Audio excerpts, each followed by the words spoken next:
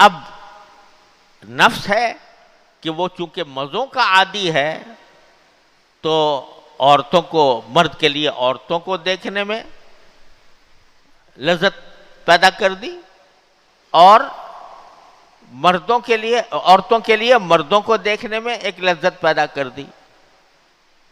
زُيِّنَ لِلنَّاسِ حُبُّ الشَّهَوَاتِ مِنَ النِّسَاءِ وَالْبَنِينَ وَالْقَنَاطِيرِ الْمُقَنطَرَةِ مِنَ الذَّهَبِ وَالْفِضَّةِ۔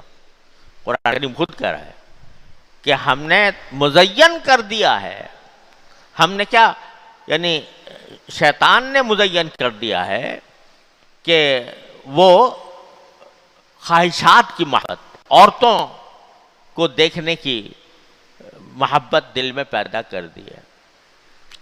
اب پہلے زمانے کے اندر اگر کوئی شخص اپنی اس خواہش کو پورا کرنا چاہتا تو اللہ بچائے وہ،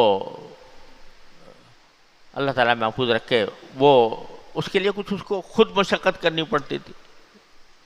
عورتوں میں پردہ تھا، حجاب تھا، اور عورتیں پہلے باہر اس طرح نہیں پھرا کرتی تھیں بلکہ باقاعدہ اہتمام کے ساتھ پردہ نشین ہو کر زندگی گزارتی تھیں۔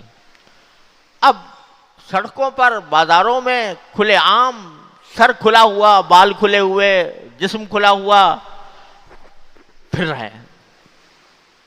تو اب یہ نگاہ کی حفاظت کرنا چلتے ہوئے یہ مشکل ہو گیا، نگاہ کو بچانا مشکل ہو گیا، کیونکہ فتنے کے مواقع زیادہ ہو گئے۔ اسی لیے قرآن کریم میں فرمایا تھا قُلْ لِلْمُؤْمِنِينَ يَغُضُّوا مِنْ أَبْصَارِهِمْ وَيَحْفَظُوا فُرُوجَهُمْ، مومنوں سے کہہ دو کہ وہ اپنی نگاہوں کو نیچا رکھیں، تو نیچا رکھیں گے تو پھر اس فتنے سے محفوظ رہیں گے۔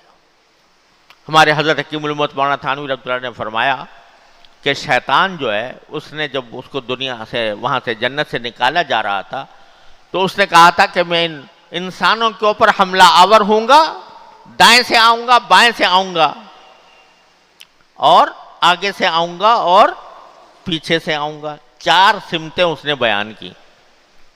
تو حضرت فرماتے ہیں 2 سمتیں چھوڑ گیا، ایک اوپر کی، ایک نیچے کی۔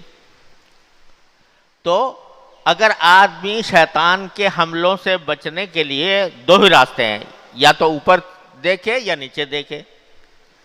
اوپر دیکھے گا تو گرے گا، لہذا ایک ہی راستہ رہ گیا کہ نیچے دیکھے۔ قُلْ لِلْمُؤْمِنِينَ يَغُضُّوا مِنْ أَبْصَارِهِمْ وَيَحْفَظُوا فُرُوجَهُمْ۔